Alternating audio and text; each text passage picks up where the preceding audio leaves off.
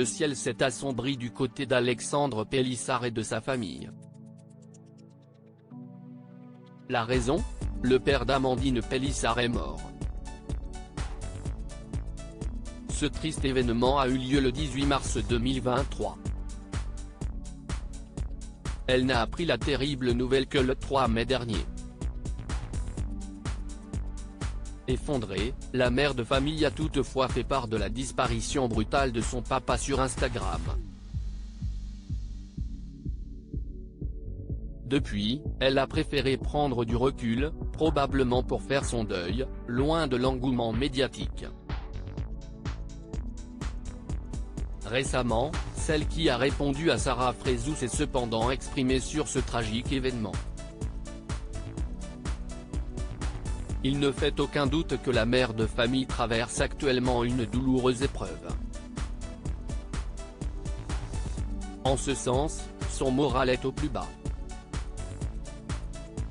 Beaucoup de charges mentales depuis ses débuts dans l'émission de TF1, Famille nombreuse, La vie en XXL, Amandine Pélissard a toujours essuyé les critiques.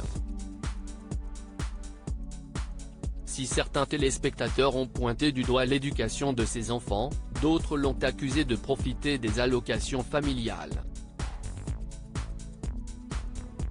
Pour ne rien arranger, ses choix de vie ont souvent fait débat. C'est l'une des raisons pour lesquelles sa reconversion dans le X avec son mari a fait couler beaucoup d'encre.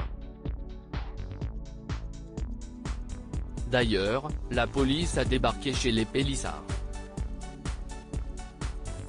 Alors que cette affaire commençait à se tasser, la femme d'Alexandre a fait face à l'annonce brutale de la mort de son père. Certes, elle n'était plus vraiment proche de son géniteur. Malgré tout, cette terrible nouvelle l'attriste au plus haut point. Pourtant, certains internautes malveillants se sont encore permis de la critiquer. Apparemment, Amandine Pélissard n'aurait pas été présente pour son père. Face à cette situation, elle s'est éloignée des réseaux sociaux. Avant de donner de ses nouvelles le 9 mai dernier. Amandine Pélissard @Instagram Amandine Pélissard en veut à sa belle-mère. Certains ne sont peut-être pas au courant, mais celle qui a avoué avoir été violée par son oncle a appris le décès de son géniteur par le notaire de la famille. La concubine de son père a en effet préféré ne pas l'informer sur cette tragédie. Je suis prévenu par un notaire pour la succession de mon père, 1 mois et demi après son décès. C'est sa femme, enfin sa concubine, qui a fait le choix de ne pas me prévenir de son décès.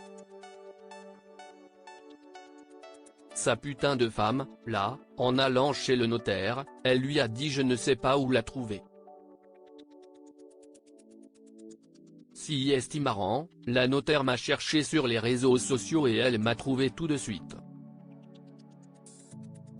Une terrible épreuve dont elle se remet doucement.